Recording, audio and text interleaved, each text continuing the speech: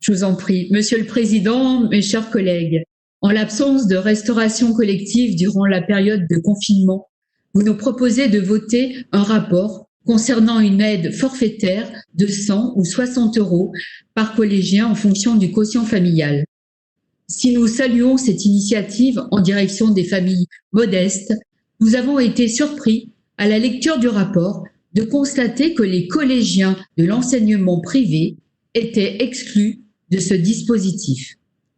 Cette surprise s'est muée en incompréhension après la commission éducation, durant laquelle les raisons évoquées pour exclure les élèves des collèges privés furent toutes caricaturales et loin d'être convaincantes. Après avoir dit que les élèves sont prétendument issus de familles plus favorisées, les élèves du privé, que les parents font le choix de payer des frais de scolarité dont ils peuvent assumer leur choix, on a même eu droit d'entendre que la crise serait moins dure pour ces familles. Vous avez argué d'une solidarité entre familles qui existerait dans ces collèges pour expliquer votre choix. Cette solidarité présupposée serait donc incompatible avec celle de la métropole. Ces élèves, issus du privé, comme leur collège d'accueil, sont victimes de préjugés infondés. En effet, les établissements d'enseignement privé reçoivent des élèves en difficulté familiale et scolaire, et certains sont boursiers. Pour eux, pas d'aide de la métropole, alors que les revenus de leurs parents sont modiques. Il paraît impensable d'exclure pour des raisons opaques des enfants dont les familles en difficulté financière ont dû faire face à des dépenses d'alimentation imprévues, au seul motif qu'ils ne sont pas scolarisés dans les établissements publics. Je me permets de rappeler un élément fondamental. Un élève, un enfant, quel que soit son lieu d'enseignement, reste un enfant ou un adolescent avant toute chose et doit faire l'objet d'un traitement équitable. Cette discrimination est profondément injuste et réveille de vieilles querelles privées-publiques qui n'ont plus lieu d'être.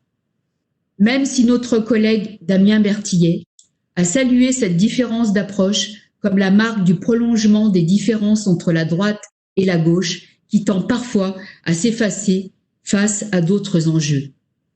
C'est d'autant plus incompréhensible que notre Assemblée a voté en Conseil du 29 juin 2015 un dispositif de compensation tarifaire des demi-pensions des collèges privés sous contrat.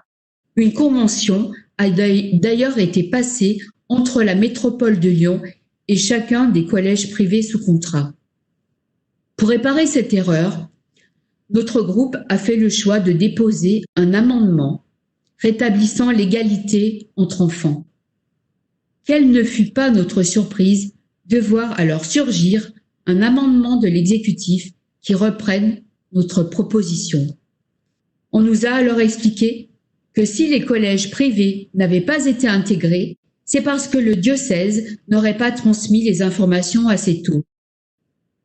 Permettez-moi de sourire, Monsieur le Président, alors que durant toute la commission, vos soutiens n'ont cessé d'exprimer que ce refus des enfants scolarisés dans le privé est un choix politique assumé.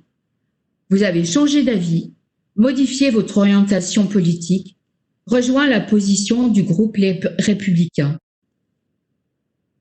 Assumez-le sans inquiétude, cher David Kimmerfeld. En ce moment, c'est assez courant dans votre famille politique.